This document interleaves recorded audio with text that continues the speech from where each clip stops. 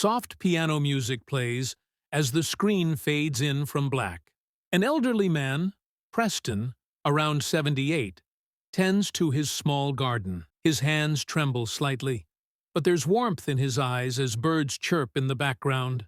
The camera drifts. Inside his modest home, pausing on framed photographs, his late wife smiling, his only son holding a newborn baby, and a young boy perched on Preston's shoulders during a fishing trip. Each photo is worn with time, but carefully preserved.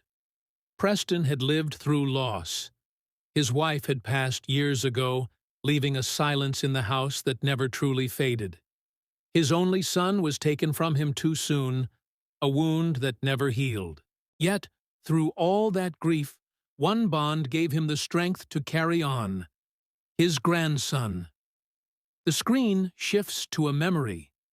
A younger Preston, his hair darker, jogging alongside his grandson who is trying to ride a bike for the first time. The boy wobbles and tumbles to the ground. Preston lifts him up, dusts him off, and laughs softly. "Steady now, lad. You'll get it. Just keep your eyes forward and trust yourself." The boy mounts the bike again, pedals shakily, and finally finds balance.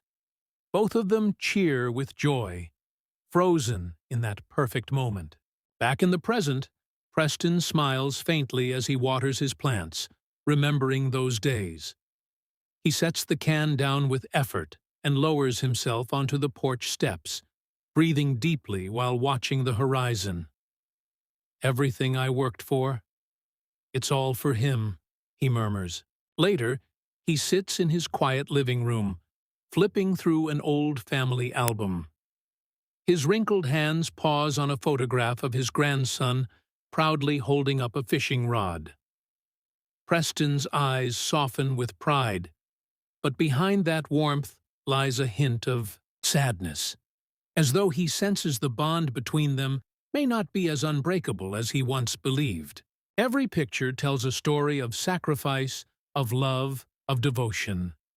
To Preston, his grandson wasn't just family. He was his pride, his legacy, the very reason he endured the hardships of life. He never thought there would come a day when that love would be tested by the very boy he had raised as his own. The scene lingers on Preston's solemn face as the music fades into a quieter, more somber tone, foreshadowing what is yet to come. The days passed slowly, and Preston began to feel the weight of age pressing harder on his shoulders. The garden, that once brought him peace, now felt heavier with every tool he lifted. Carrying groceries became a challenge, and the smallest household tasks drained him of strength. Though his spirit was strong, his body betrayed him more each day. One afternoon, after nearly stumbling while trying to carry a box to the porch, Preston sighed deeply and reached for the phone.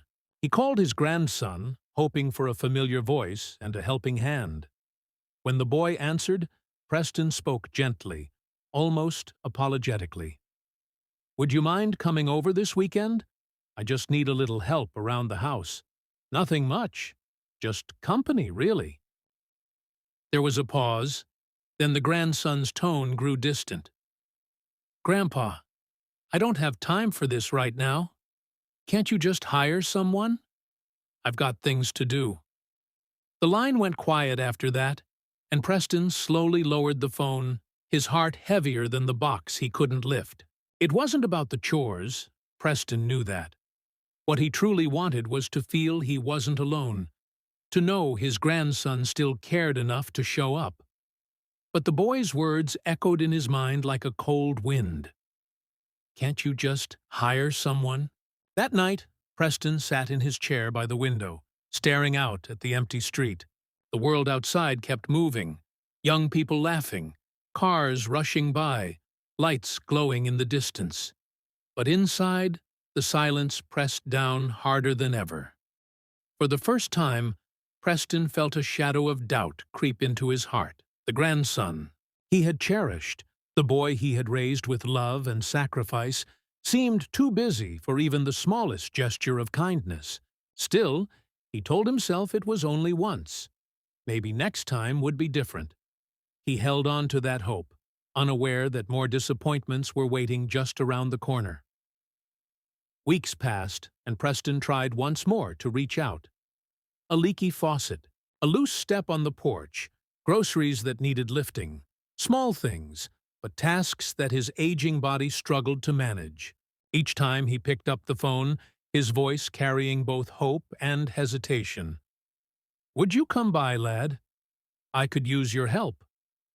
But the responses were always the same. Excuses. Promises broken before they began. "I'll see if I can, Grandpa." The grandson would say, only for the weekend to slip away without a visit. Preston's neighbors began to notice. A kind woman from next door offered to carry his groceries in. A retired man down the street helped fix the step. Strangers showed more care than the boy he had once carried on his shoulders.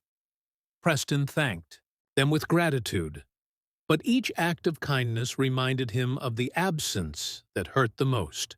One evening, Preston sat alone at his kitchen table, scrolling through his grandson's social media. Laughter-filled photos of parties, road trips, and new clothes filled the screen. The boy looked happy, too happy to spare an hour for the man who had sacrificed everything for him. Preston set the phone down, his chest tight, his hands trembling not from age but from sorrow. The moment that sealed itself into his memory came one afternoon when Preston tried to move a heavy box of tools from the shed. He gritted his teeth, pulled with what strength he had left, and suddenly lost his balance. The box slipped, crashing to the floor as Preston stumbled and fell to his knees. Pain shot up his arm, and for a moment he simply stayed there, breathing heavily in the silence. No one came. No familiar voice called out. The house remained still, and Preston realized just how alone he truly was. That night, sitting in his dimly lit living room, Preston whispered to himself, "When did I become a burden instead of family?" The words lingered in the air, like a truth he could no longer deny. The fall in the shed lingered in Preston's body for days, leaving his joints stiff and his spirit shaken. He tried to shrug it off, convincing himself he could still manage, but deep down he knew things were changing. More than his body, it was his heart that ached. Each unanswered call, each broken promise from his grandson, chipped away at the bond he once thought unbreakable. One morning, Preston dressed carefully in his best jacket and hat, the kind he used to wear to church. His steps were slow but steady as he made his way to town. He wasn't visiting friends or family. He was headed to his lawyer's office. The receptionist greeted him kindly, leading him into a quiet room lined with shelves of thick, leather-bound books. The lawyer, a man who had known Preston for years, looked up with a mixture of surprise and concern. "Preston," he said gently, "what brings you in today?" Preston sat down, folding his weathered hands on the desk.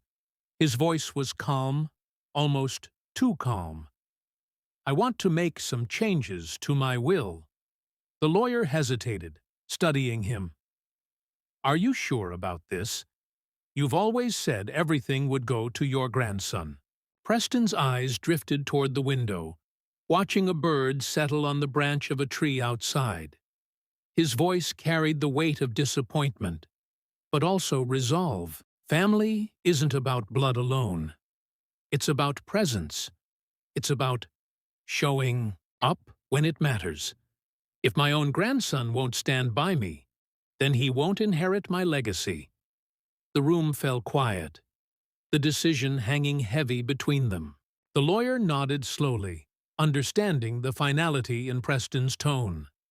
Papers were drawn, signatures placed, and with each stroke of the pen, Preston felt both sorrow and a strange sense of clarity. He wasn't taking revenge. He was making peace with the truth. As he left the office, the afternoon sun cast long shadows on the street.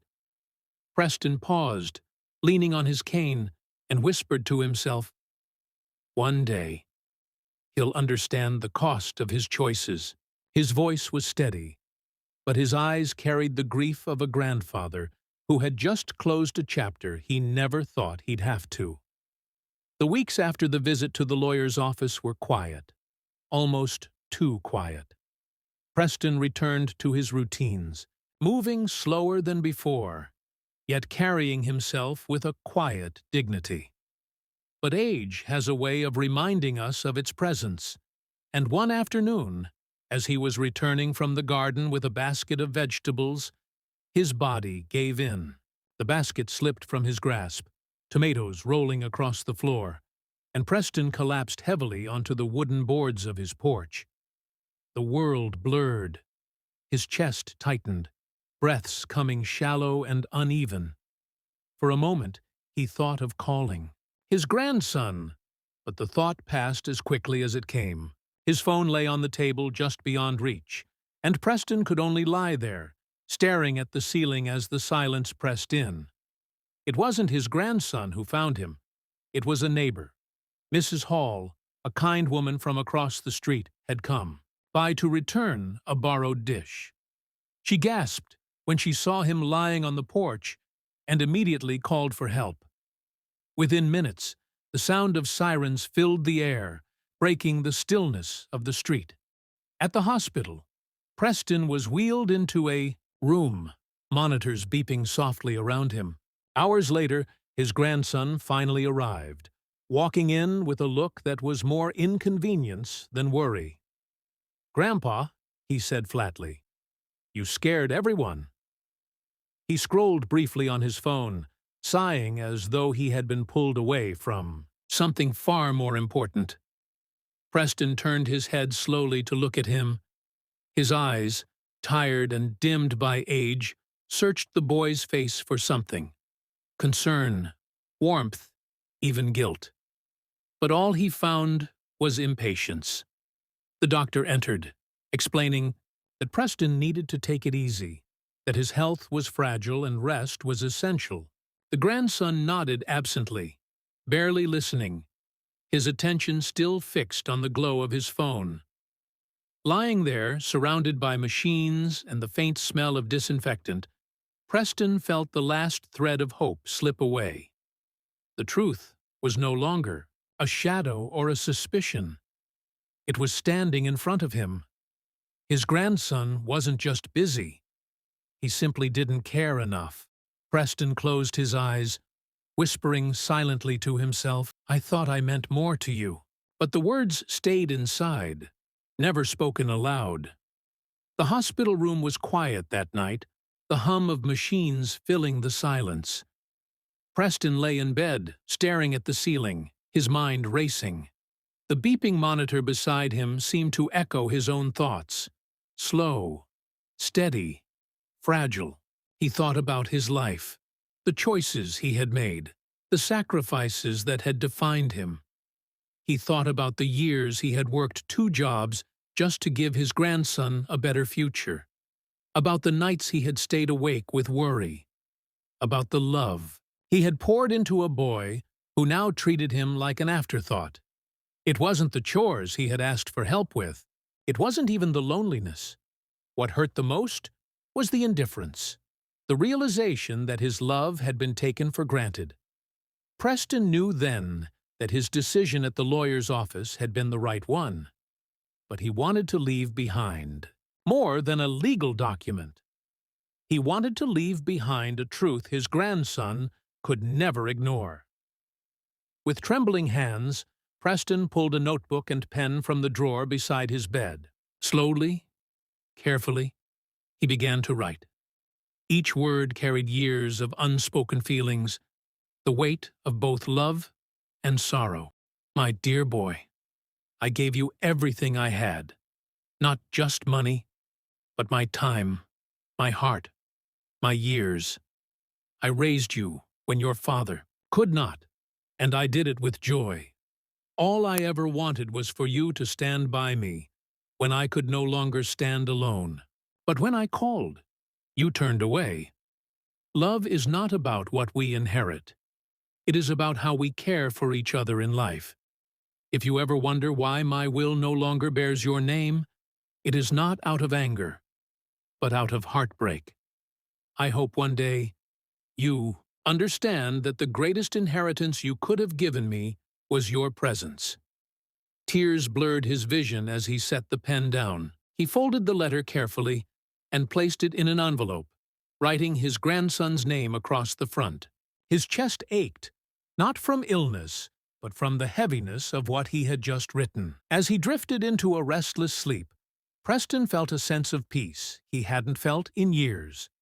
He had spoken his truth, even if his grandson would only hear it when it was too late. The letter rested quietly on the bedside table, a silent witness to a grandfather's final lesson. Months slipped by after Preston left the hospital, each day slower than the last.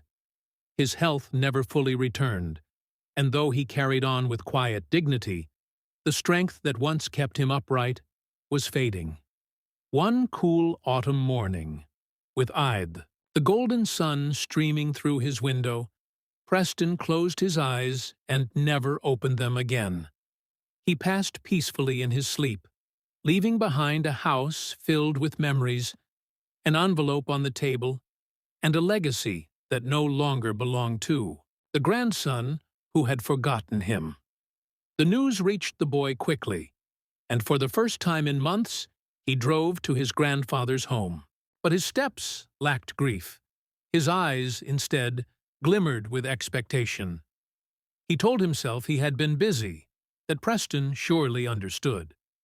In truth, his thoughts were already on what would now be his: money, property, and comfort earned by a man he had barely noticed in the end. At the lawyer's office, the air was thick with formality. The grandson sat with folded arms, impatience written all over his face. The lawyer adjusted his glasses, opened a folder, and spoke in a solemn tone. "Your grandfather made changes to his will before he passed. He also left you a letter." He slid the envelope across the desk. The grandson frowned, tearing it open. Preston's handwriting, shaky yet firm, filled the page. He began to read, the lawyer's voice fading as his grandfather's words took over. "I loved you more than words can measure. I gave you my life, my sacrifices, my hope. But love must be returned with care. And when I needed you, you were not there. My legacy is not meant to reward neglect. Instead, it will go to those who showed kindness when you could not.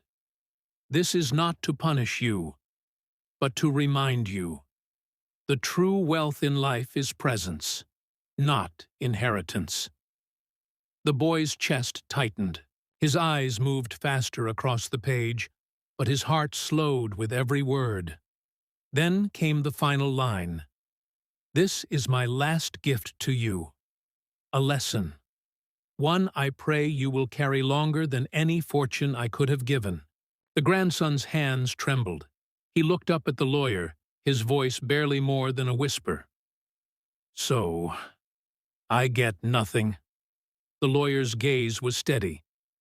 "Everything has been left to the local orphanage, to children who have no one, but who, like you once were, long for love." Silence filled the room. The boy's face shifted from disbelief to anger, and finally to a hollow ache. For the first time, he realized that what he had lost was not money. It was the trust, the pride, the love of the only man who had ever stood by him.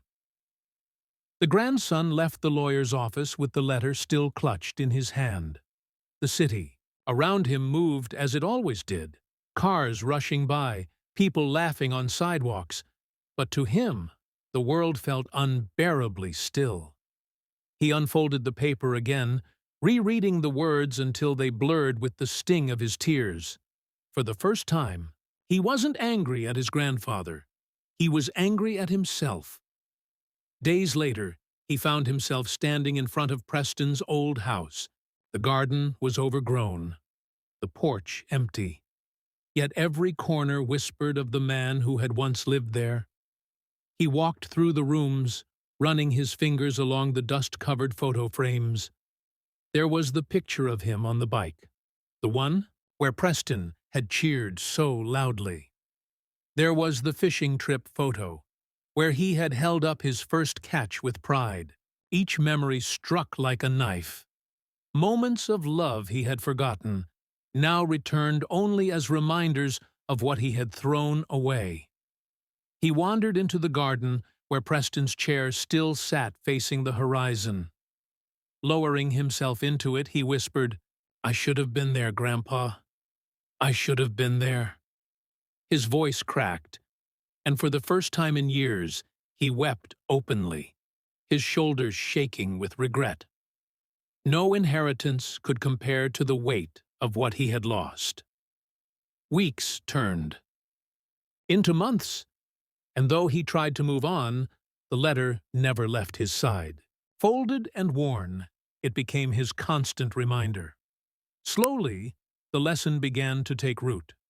He visited the orphanage his grandfather had chosen, at first out of guilt, later out of something more. The children there smiled at him, called him uncle, and their laughter filled the hollow spaces in his heart.